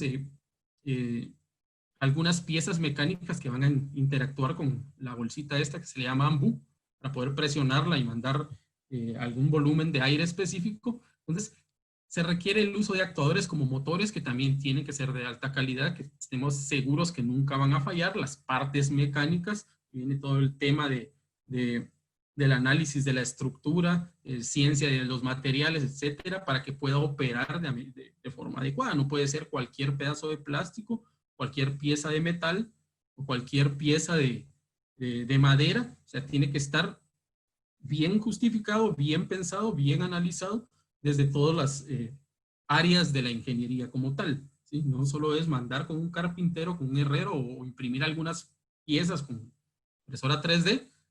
Sí tiene que ser algo es algo bastante delicado, porque no puede fallar una pieza, no se puede quebrar, ¿sí? Por ejemplo. Bueno, y como esto viene a caer en toda esa área de ingeniería que se llama sistemas embebidos, computadoras para aplicaciones específicas, que normalmente son componentes de sistemas más grandes que interactúan con un entorno. En este caso es un paciente, una condición crítica, que no puede respirar de la forma adecuada bajo los efectos de esta enfermedad. Este tipo de dispositivos tiene restricciones de computación en tiempo real. Entonces, aquí es crítico, no solamente es crítico el hardware que estamos utilizando, tanto sensores como componentes electrónicos, sino también el software que se está desarrollando, porque hay plazos de tiempo que se deben de cumplir, ¿sí? Para poder interactuar con el paciente. Él no se puede quedar trabado en algún proceso por 1 o 2 segundos mientras, no sé, tal vez dejó presionada la bolsa de aire, o tal vez está empujando repetitivamente la bolsa de aire y con un volumen de aire bastante grande para el paciente, que puede dañar sus pulmones. Entonces aquí tiene que reaccionar de forma crítica, específicamente con plazos de tiempo específicos. Y hay diferentes formas para poder manejar la entrada y salida de este tipo de dispositivos para poder cumplir con este tipo de plazos, ¿sí? Que son críticos en ese tipo de dispositivos. Ahí es un ejemplo que ya habían mostrado anteriormente, el ventilador de la NASA. O sea, aquí se relajaron bastante las restricciones, se relajó bastante, se simplificó bastante la interacción que va a tener con el usuario. Ya no tiene una pantalla para poder observar cómo son las señales de presión, etcétera, flujo de aire. se simplificó bastante para abaratar también el proceso de manufactura y acelerar ese proceso de manufactura. Sin embargo, podemos observar que es bastante robusto, tiene una carcasa, ¿sí? Que seguramente por ser certificado ya pasó por todas las regulaciones necesarias, tanto de etiquetado, que sea resistente al derramamiento de líquidos, que la fuente de alimentación está certificada para operar continuamente, y si pasa algún problema, pues entra en funcionamiento una fuente secundaria, etcétera. Sin embargo, tiene todo lo necesario, como alarmas, displays, controles, que parecieran ser un poco amigables con el usuario. Entonces, eso es bien importante, porque el médico intensivista no va a tener idea de cómo funciona este dispositivo por dentro. O sea, él no sabe si falló el botón, ¿qué puede hacer? Él no sabe si la perilla no está reaccionando como debería reaccionar, ¿qué puedo hacer? Entonces, y si están prendiendo las luces de alguna forma, titilando a una frecuencia o a otra, el médico intensivista normalmente no va a saber qué hacer. Tenemos que simplificar la forma de interactuar con ellos para que su operación sea de una forma exitosa. Entonces ahora, por ser sistemas embebidos de propósito específico, específicamente un sistema de instrumentación biomédica, es bastante crítico el hardware que se va a utilizar. En este caso aquí tenemos, esa es una placa de circuito impreso. Esta la saqué de los archivos open source que disponibilizó creo que es un ventilador que hicieron en Holanda, no estoy mal, que es Free Breathing, creo, no estoy mal ahora. Ellos disponibilizaron todos los diseños, tanto CAD para piezas mecánicas como diagramas esquemáticos, ¿sí? Y también todos los Gerber files, que es el tipo de archivos que se utilizan para poder mandar a fabricar estas placas de circuito impreso. Y eso es lo que quiero llegar. O sea, nosotros estamos haciendo prototipos, ¿sí? Y está bien que tengamos un par de circuitos que hicimos, técnicas un poco más simplificadas que tenemos a la mano. Sin embargo, para reducir tanto efectos del ruido y otro tipo de cosas, lo más recomendable es hacer una placa de circuito impreso para tener todo embebido, no tengamos cables en el aire y que se puedan zafar, que se puedan desconectar por provocar algún tipo de problema. Y para ese tipo de placas también existen estándares que se deben de seguir. Por ejemplo, está el IPC 2221A, que es el genérico para las placas de circuito impreso, el diseño. Hay muchos requerimientos a seguir de cómo colocar los componentes y para poder reducir ruido, para condiciones térmicas de distribución de la energía, del voltaje, de la alimentación, a través de todas las pistas que están dentro de ese circuito en particular. Y también tenemos acá otro que es el IPC 7351, que son requerimientos para dispositivos de SMD, que son de superficie. Los que han visto algunas placas de los dispositivos electrónicos, ahora ya no traspasan las patitas del componente a través de la placa, algunas veces sí, sino que son montados sobre la superficie. Entonces los teléfonos celulares, ustedes abren, ven la placa, normalmente usan ese tipo de tecnología. Y también hay un estándar para ese tipo de diseño de placas de circuito impreso que debe cumplir con ese tipo de requerimientos. Y también hay específicamente para equipamiento médico, no está incluido acá. Por otra parte, también tenemos requerimientos de software y también tenemos estándares para eso. Pues aquí, como es un sistema embebido, tanto el hardware tiene que ser garantizado el funcionamiento, también el software no se debe trabar, ¿sí? Y sin importar qué tipo de microcontrolador ahora embebida se está utilizando, se pueden relajar los requerimientos y así reducir la carga computacional que pudiera soportar. Sin embargo, es importante pues, que cumpla con los plazos específicos, porque la vida de una persona depende de ella. Y hablando sobre el estándar de IEC, el 62304, que salió en el 2006, pero tiene una corrección en el 2015, que habla específicamente de software para equipo médico, ¿sí? Que en este proceso en el que estamos, o sea, no solo tenemos que preocuparnos en la fabricación de los dispositivos, sino también en probar que el software funcione correctamente por periodos largos de tiempo y que debe funcionar siempre. También tenemos otro estándar ISO, el 14971, salió en el 2012, es para dispositivos médicos y para aplicación de manejo de riesgos para aplicaciones médicas, ¿sí? Entonces aquí ya no es un proyecto de una asignatura en particular, acá el software debe funcionar siempre y si ocurre algún problema, pues tenemos que saber manejar ese problema y que este pueda salir de esas situaciones a las que se va a estar enfrentando para operar correctamente, otra vez por periodos largos de tiempo. O sea, no debe fallar nunca. También está este estándar ISO, es el 13485, también de 2016. Este es para dispositivos médicos, es el manejo de calidad de los sistemas y requerimientos para propósitos de regulaciones. Aquí se habla también visto desde el punto de vista del software como tal. Y además también tenemos el estándar ISO 9001-2015. Bueno, entonces, antes de finalizar, mi preocupación es la siguiente. Entonces, nosotros sabemos que para pasar prototipo a un producto que se va a utilizar continuamente con personas que tienen una condición de salud delicada, se debe pasar por el proceso de regulaciones, se debe cumplir con todos los requerimientos. Sin embargo, no es lo mismo producir un ventilador de manufactura rápida que funcione a producir 10. ¿Sí? Se debe pasar por ese proceso de validar los 10 dispositivos. Y además la línea de producción para tener los 10, ¿será que tenemos en Guatemala ese tipo de capacidad? Yo sé que la capacidad técnica de crear ese tipo de dispositivos la tenemos acá en Guatemala. ¿Sí? Y si pues hay diferentes iniciativas que han replicado también diseños de otros países, pero la capacidad técnica se tiene.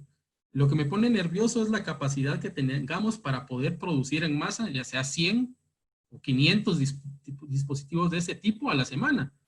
Si es que se va a requerir esa gran cantidad, ese pipeline que tenemos que seguir, tanto de mandar a fabricar placas de circuito impreso, ¿sí?, a cantidades grandes, ¿sí?, como el montar todos los componentes, soldarlos ahí en las placas, validar que el hardware funcione de manera adecuada, validar que el software funcione de forma adecuada para cada dispositivo y que cumpla todos los requerimientos. Entonces, ese proceso, yo creo que no lo tenemos todavía.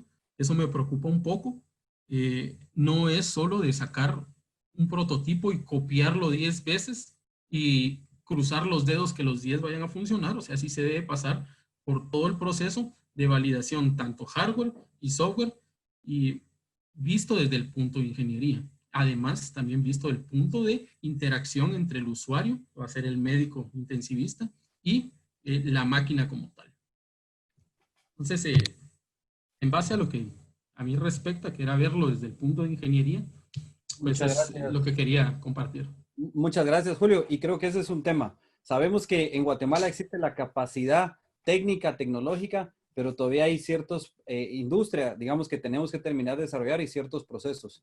Algunas personas han hablado de la capacidad de poder, por ejemplo, producir 20, 30 semanales, y si estamos hablando que necesitamos de esos 400, entonces serían 20 semanas. Fueran 200, son 10 semanas. El tiempo nos está matando. Aquí algunas personas en las preguntas, como Luis Velázquez comenta, la necesidad es de unirnos, de definir cómo solventamos este problema. Es trabajar, pero ya no estamos para estar prototipando. Es algo que hemos hablado con él y con otras personas. Ya es el momento de aterrizar, definir, unir esfuerzos para quedarnos con una opción, y es a encontrar los mecanismos adecuados locales, si es el tema, para poder trabajarlos. Mandar a traer cosas, inclusive UCL Ventura hoy en el webinar decía, en el momento que el nuestro fue autorizado y la Asociación de Hospitales nos pide 10,000, la capacidad de manufactura nuestra fue de 1,000 diarios. Y eventualmente tuvimos en ese momento que acomodar un grupo de compras y logística para que en todo, digamos, el Reino Unido consiguieran los elementos, porque iba a haber escasez de lo que ellos estaban solicitando a nivel electrónico. Entonces, ese tipo de organización es la que necesitamos ir concretando. Y bueno, vamos a pasar entonces con el doctor García. Como les comenté, Gabal, el tema había sido un tema de la luz y el internet, pero ya está aquí con nosotros. Así que, doctor, le ruego que iniciemos y después de eso pasaremos ya a la parte de preguntas. Gracias, doctor. Fantástico, muchas gracias. Perdón, se fue la luz y el Wi-Fi. Tuve que volver a reingresar, pero entonces, tal vez encadenando por donde íbamos. De todo lo que ya hemos escuchado, ya entendimos que esto ha sido como un curso rápido de ver cómo se soluciona una escasez que hoy día ni siquiera existe todavía y que hipotéticamente va a existir. Está basada incluso la necesidad. Van a ser un total de 500, van a ser 100, van a ser 1000 o 10,000, nadie lo sabe todavía. Y por lo tanto, esa es parte de la dificultad. Nadie sabe cómo hacerlo. Todos estamos aprendiendo. Los ingleses tuvieron que aprender y adaptar sus requerimientos. La FDA tuvo que adaptar sus requerimientos. Nunca ha existido esto, ni siquiera es equivalente a los ventiladores de campaña o de los que se usan en hospitales de guerra. No, no, no. Esto es verdaderamente algo estrictamente temporal. Estamos hablando de algo tan sencillo como que casi todos los sistemas que estamos viendo se basan en el AMBU. El AMBU es la bolsa de ventilación manual que se ha utilizado como método de transporte en los equipos paramédicos y en los equipos intrahospitalarios, cuando un paciente va a ser llevado a rayos X y viene en un ventilador y hay que trasladarlo trechos cortos. Ahorita repentinamente un método de transporte como un AMBU lo estamos convirtiendo en un ventilador semiformal. Eso obviamente estamos sacando de su contexto algo que estaba diseñado totalmente para otra cosa. Claro, lo estamos volviendo mucho más fino. El AMBU lo manipula manualmente el médico, mientras que este va a tener algún método de compresión, el cual es medible, es reproducible, el cual es programable y por lo tanto da la tentación de pensar que estamos frente a un ventilador hecho y derecho y eso definitivamente no es el caso. Su vida media es limitada. Su vida media normalmente son semanas, nada más.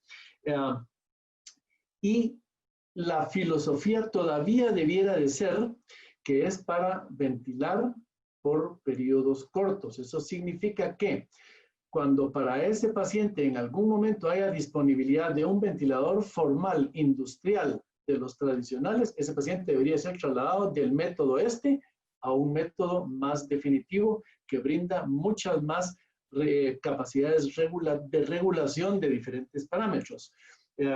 Número uno. Entonces, estas son como un par de premisas que yo quería dejar claras.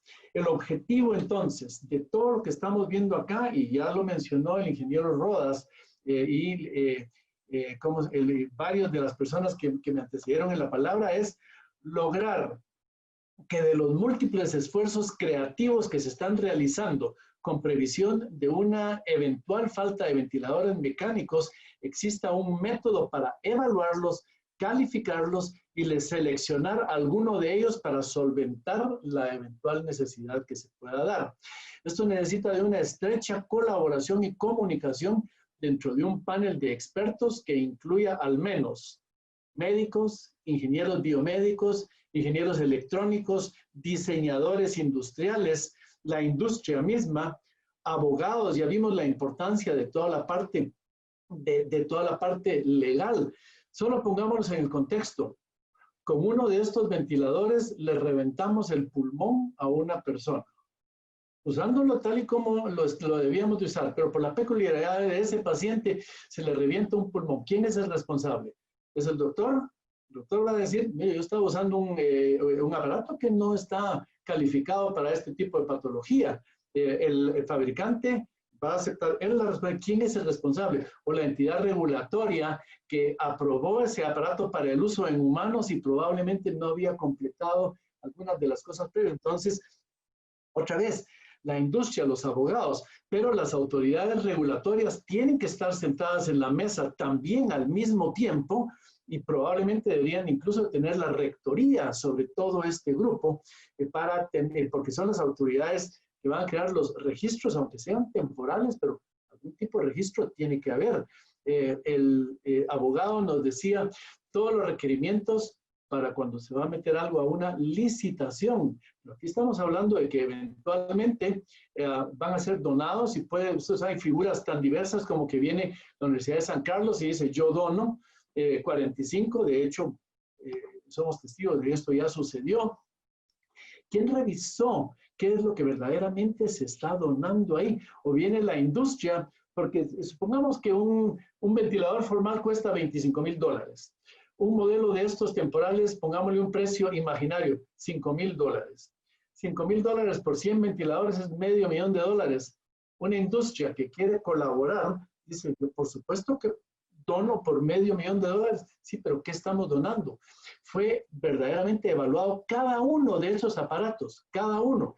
Ya lo acaba de decir el ingeniero. No es que el modelo y el prototipo fueron aprobados, no señor. Cada uno de esos aparatos va a tener conectado a un paciente y tenemos que poder responder por lo que hacen. Entonces, solo voy a resumir otra vez. Ingenieros, biomédicos, ingenieros electrónicos, médicos, diseñadores industriales, la industria misma, los abogados, autoridades regulatorias, autoridades de salud, todos ellos tienen que estar sentados en una mesa. Yo espero que este foro sirva para que ese sea el mensaje central que se transmite. Luego, desde el punto de vista puramente de lo que estamos evaluando, cuando uno mira la noticia, por ejemplo, de lo que se donó al Hospital Roosevelt, ahí va una ensalada grande de diversas cosas. Ahí van sistemas de alto flujo, que es un tema totalmente distinto, y hablan de cánulas de alto flujo y esto, lo otro, aquello. Ahí ese es un paciente que está respirando espontáneamente y se le está tratando de entregar de la manera más eficiente la cantidad más grande de oxígeno que se pueda dar, respetando el hecho de que él está controlando su propia respiración. Vimos hoy en las noticias una escafandra, es una cámara grande donde se puede meter con flujos muy altos oxígeno para que el paciente tenga acceso su sistema de ventilación a concentraciones altas de oxígeno. Muy diferente que el tema que estamos tocando hoy, que son exclusivamente sistemas de ventilación mecánica y que hoy día se deben de resumir como sistemas de ventilación de manufactura rápida, porque eso es verdaderamente lo que son, abreviado SBMR, los sistemas de ventilación de manufactura rápida.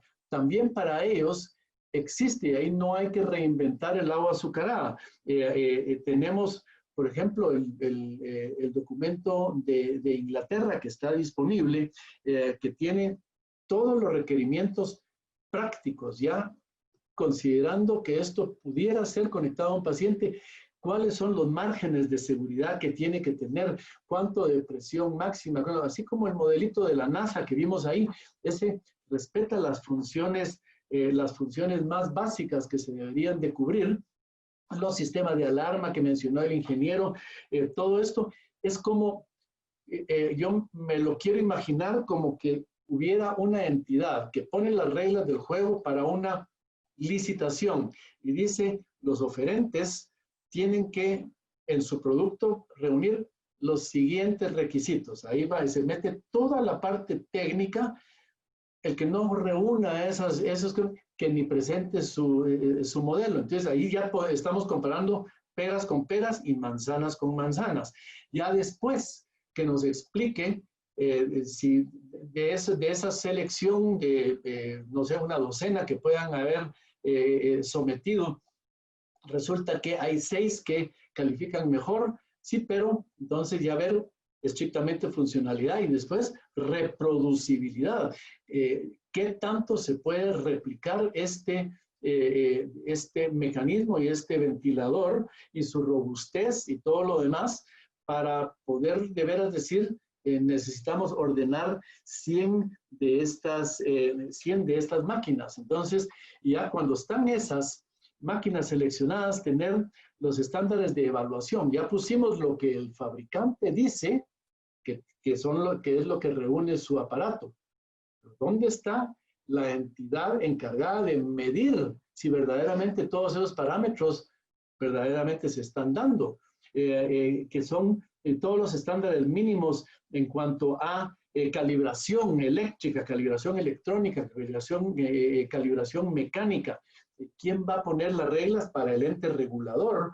Tiene que tener muy claro también cómo lo van a hacer. Entonces, otra vez, el Medical Healthcare Product Register, el MHRA, que tiene especificaciones para esto, ya son instrumentos útiles que pueden utilizarse. Entonces, es de ver si ese ente regulador va a adoptar alguno de esos y hacer de veras en manos muy técnicas una revisión y decir, sí, esto aplica también para Guatemala, porque aparte de todo, incluso en la fabricación, y ya lo mencionó alguien de los ingenieros, pueden haber partes esenciales que no se pueden fabricar en Guatemala, pero que son muy fáciles de importar, y por lo tanto una de esas placas electrónicas, yo no sé, yo no conozco de ese tema, pues, pero qué cosas se pueden hacer acá, qué cosas hay que traer de afuera. Todas esas son preguntas que necesitan rectoría, y mi intervención yo la quiero verdaderamente limitar a decir que lo que llegue a la selección final debe de ser apto para uso en humanos. Miremos las cosas tal y como son. Si yo entro a la clínica de un veterinario que hace cirugía, el veterinario tiene un equipo de cauterio para ir cauterizando cuando hacen operaciones, cauterizar. Es un equipo técnicamente perfecto, de un manufacturador serio, y tiene puesto un label adelante que dice no apto para uso en humanos, not apt for use in humans, aunque haga exactamente lo mismo que haría el cauterio que está, pero las regulaciones son otras, el ISO es otro, los márgenes de seguridad son otros. Entonces, aún en tecnología ya finalizada, existen claras diferencias entre qué es apto para humanos y qué no es apto para humanos. Entonces, ¿dónde va a estar el brinco de decir, ya fue probado en modelos, ya fue calibrado? Enséñeme cómo funcionó eso en un animal anestesiado. ¿Qué modelo animal vamos a seleccionar? Porque no nos vamos a brincar de calibración directo a conectar un paciente. Por ahí oí yo una opinión que a mí me pareció descabellada verdaderamente, es que lo que podemos hacer es en los intensivos empezarlo a utilizar ya el mejor de los modelos en pacientes que están ventilados, perdón, pero es un atentado contra las reglas bioéticas más básicas. Lo que se llegue a utilizar en el primer ser humano tiene que ser algo que pasó por una precalificación rápida, efectiva, pero sí con un escrutinio que le dé alguna garantía a esa persona de sobrevivir de esto, pues. Entonces, o sea, no es un salvavidas a cualquier precio, sino que sí seamos realistas. Yo lo que pido al ministerio y le pido al Senacid, si puede ser verdaderamente la plataforma que proponga ese panel de expertos que están integrados por todo el listado de personas, y probablemente se me pasaron especialidades y disciplinas que deberían de, tal vez debería haber un bioeticista en la mesa también, probablemente sí, para a quien se le ocurra cómo integrar verdaderamente un equipo, asumir la rectoría de esto, el Ministerio de Salud Pública designar a un experto de ellos, que se sienta en la mesa con este equipo, y luego manos a la obra, rápidamente poner fechas límite, para tal fecha hay que haber presentado los proyectos, el equipo que se comprometió a evaluarlos tiene que estar disponible, evaluar, no sé, diariamente, si son 12, pues necesitarán 12 días, o pueden hacer 2 diarios o 3 diarios, yo no lo sé,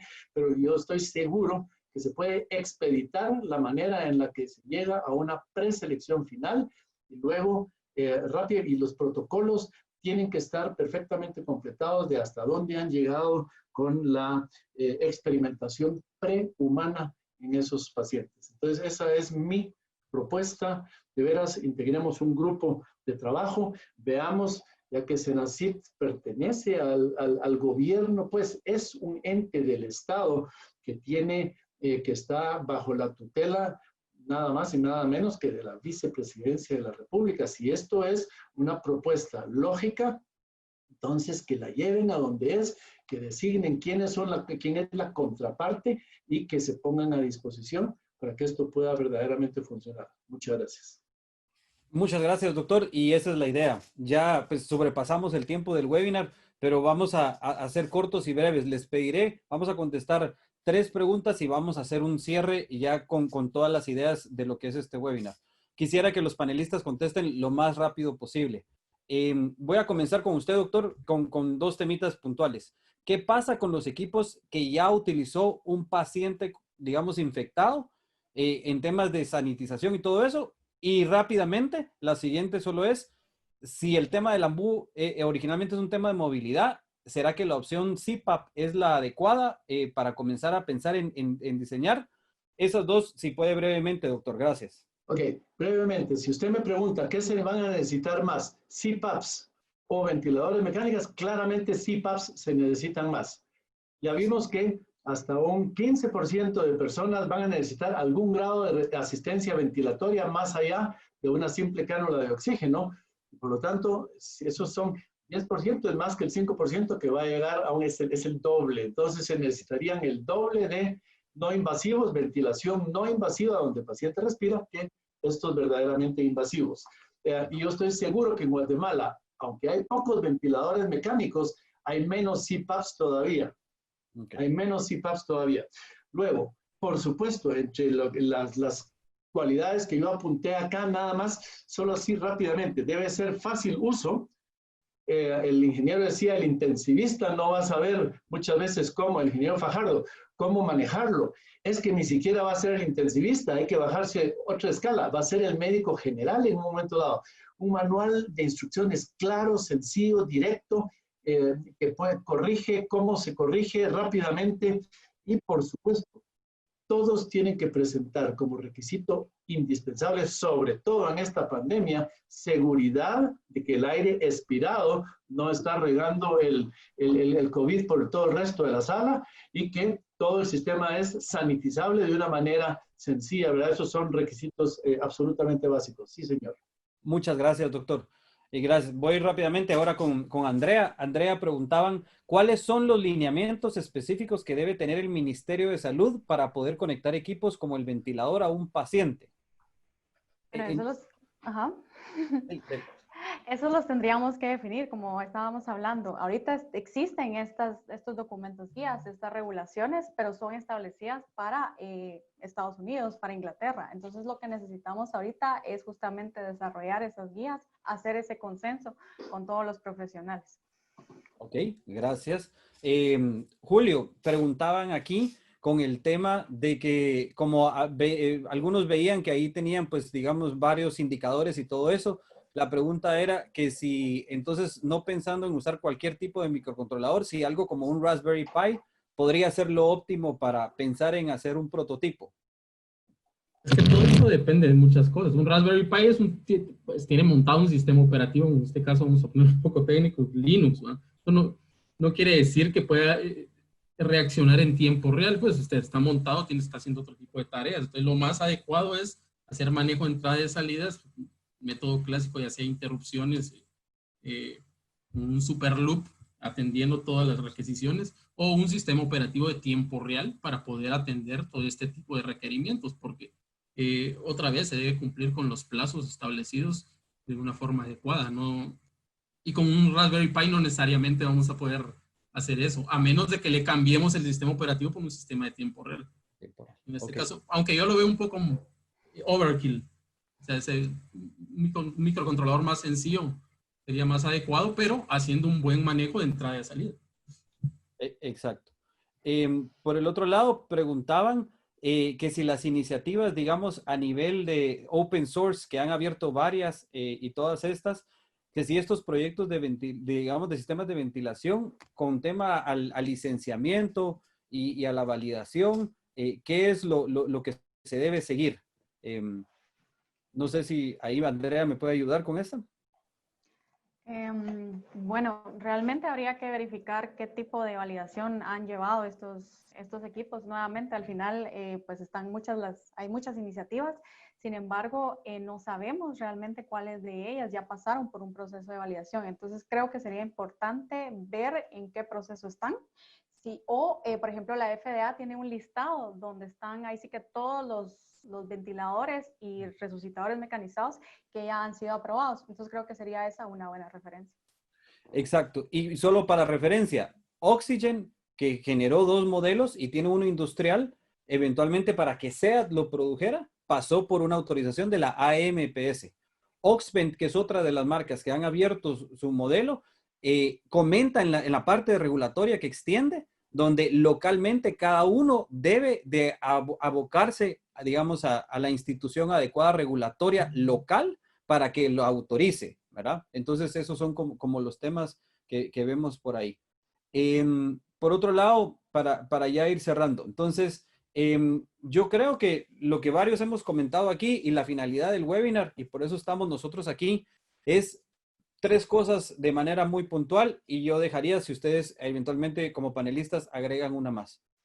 Conformar la alianza adecuada a nivel nacional para poder eventualmente definir y solicitar al ministerio 2 cosas. Una es la entidad adecuada para el proceso de validación y certificación y el protocolo como tal de pruebas que se deben de seguir para que nosotros al final del día tengamos claro todos los que están entusiastas, todos los que están resolviendo el problema de sistemas de ventilación, a quién abocarse, qué pruebas tienen que hacer previo o qué pruebas son las que tienen que sobrepasar para eventualmente obtener esta validación y certificación.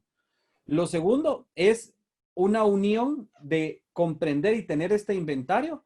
Senacid va a, digamos, a generar un oficio que la siguiente semana va a entregar a vicepresidencia.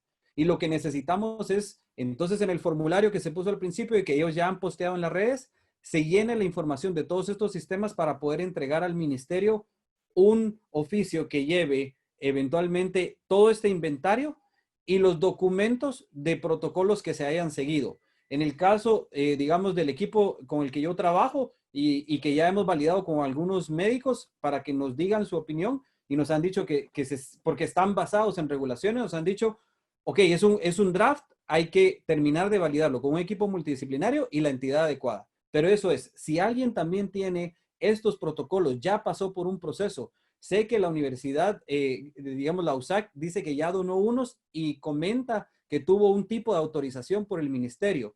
Que nos compartan qué protocolo siguió, qué pruebas fueron las que pasaron para saber eventualmente el resto de las instituciones, el resto de las iniciativas, continuar con esto.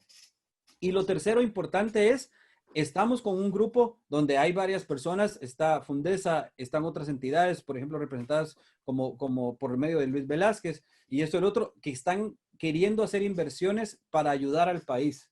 Pero nosotros con esta alianza queremos asegurar que ese dinero y esa, digamos, esa donación y toda esta inversión sí tenga una finalidad adecuada.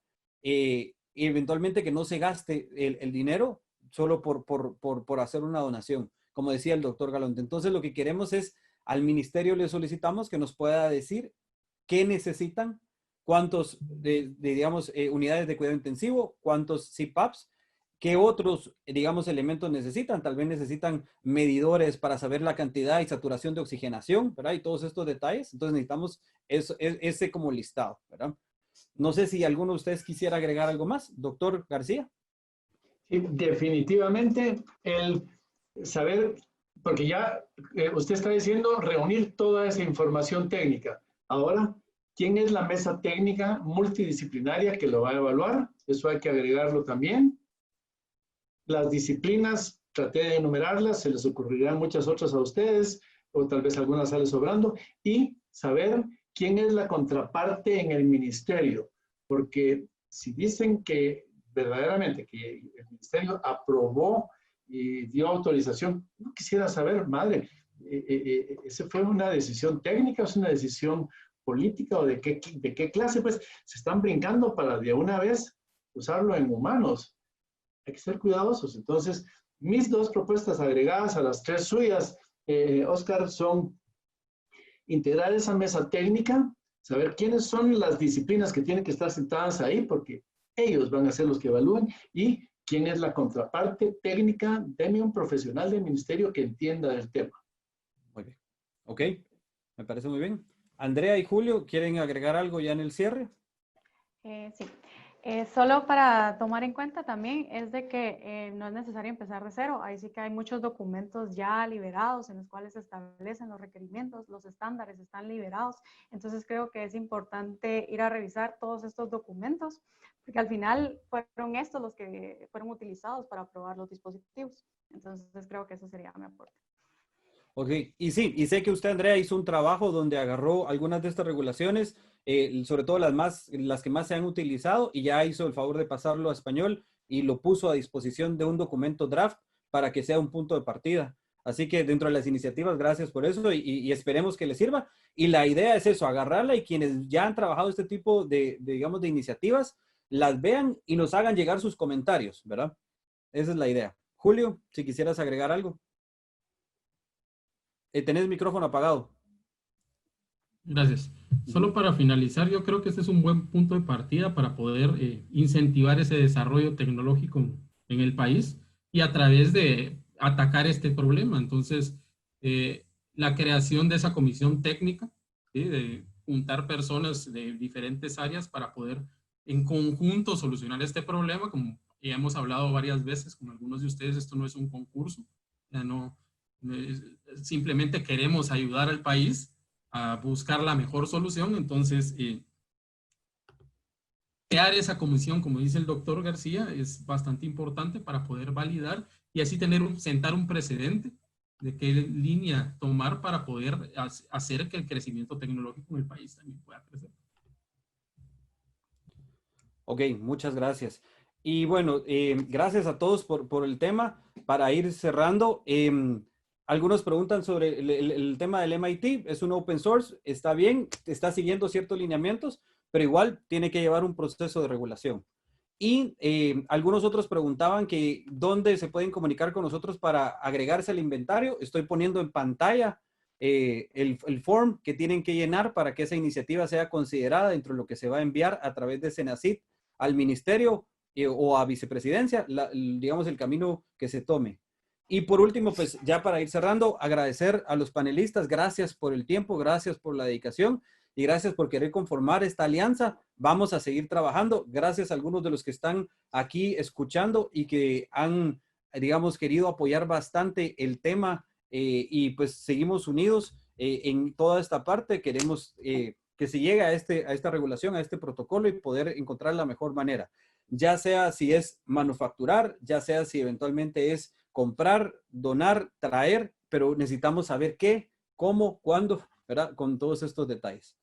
Y decirles que al igual que este webinar, hay otra serie de webinars que se están dando. La serie de webinars que se está manejando desde Senacid son los martes y los jueves en cada semana con distintas iniciativas de las comisiones que conforman la SINCIT, que es el Sistema Nacional de Ciencia y Tecnología. Y eventualmente los videos y todo eso lo pueden ver si no lo lograron ver a tiempo o si quieren ver los anteriores, el de Senacid y CONCIT en el portal de ellos, tanto están como en el Facebook. Así que eventualmente pues agradecemos, digamos, todo el tiempo que se dedicó a los que se sostuvieron. Gracias a Dios, entre lo que fue Facebook y esto, logramos una participación de más o menos 100 personas a este webinar y creo que eso ha sido bueno. Ahora busquemos que esto se replique y que en realidad logremos obtener esos documentos cuanto antes. Con Alejandro hablábamos hace algunos días y con los panelistas y solo cierro con esta idea. Si somos muy buenos técnicamente en Guatemala y eventualmente podemos hacer ingeniería de primera línea de calidad e ingeniería internacional, lo que estamos viendo y lo que nos deja esta pandemia es que tenemos que comenzar a pensar cómo en Guatemala desarrollamos la industria biomédica de manufactura local. Creo que es un punto que se puede realizar. Hay muchas instituciones que son distribuidoras de marcas, pero la parte de ingeniería estoy segura que la podemos ir a trabajar aquí. Tocará pues hacer inversiones, terminar de hacer otras alianzas, pero creo que Guatemala de esta pandemia puede sobresalir para ser un referente a nivel centroamericano, americano y pues internacional sería lo ideal para poder ser una opción. Así que gracias a todos, pasen feliz noche Quédense en casa, por favor, y nos vemos en un siguiente webinar.